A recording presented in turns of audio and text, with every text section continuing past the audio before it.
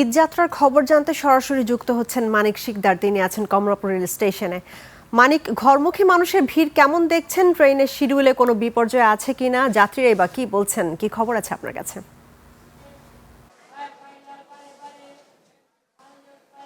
রাহি, আপনি জানেন যে ঈদ মানেই একটা উৎসব এবং নগরবাসী যারা আছেন সেই উৎসবে অংশ নিতে নারীর টানে বাড়ি ফেরার একটা তাগিদ তৈরি হয় এবং এবারও তার ব্যতিক্রম নয়। যদিও এখনো ঈদের ছুটি শুরু হয়নি, তারপরেও কিন্তু আমরা দেখতে পাচ্ছি আজকে থেকেই কিন্তু প্রচুর সংখ্যক যাত্রী বা প্রচুর সংখ্যক নগরবাসী এই শহর ছেড়ে যার যার বাড়িতে যাচ্ছেন।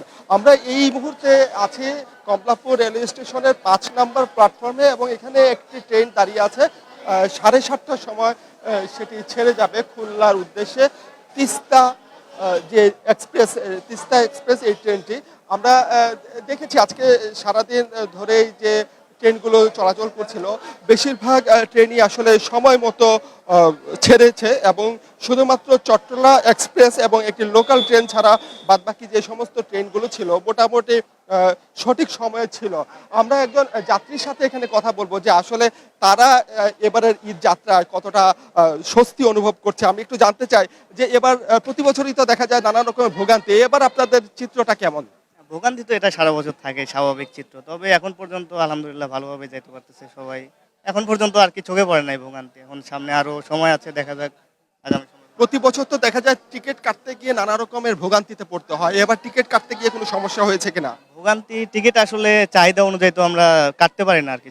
চাহিদা তো অনেক বেশি, কিন্তু যোগান তো কম। তারপরেও আমরা কাটতে পারছি, টিকিট উঠতে পারছি, এটা অনেক ভালো সৌভাগ্যের বিষয়।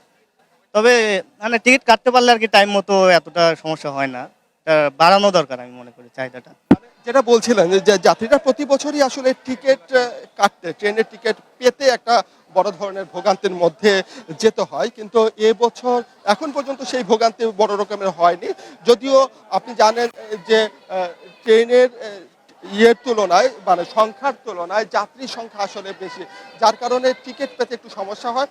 এছাড়া আজকে যদি আমরা দেখি যে বড় ধরনের কোনো ধরনের সংকট এখন পর্যন্ত আমরা দেখিনি, সময় মতো ট্রেনগুলো ছেড়ে যাচ্ছে। তো রাহি, এই ছিল আমার কাছে এখানে থাকা সর্বশেষ তথ্য। মোটামুটি স্বাচ্ছন্দ্যে যাত্রীরা বাড়ি ফিরছেন আশা করি। মানিক, আপনাকে ধন্যবাদ।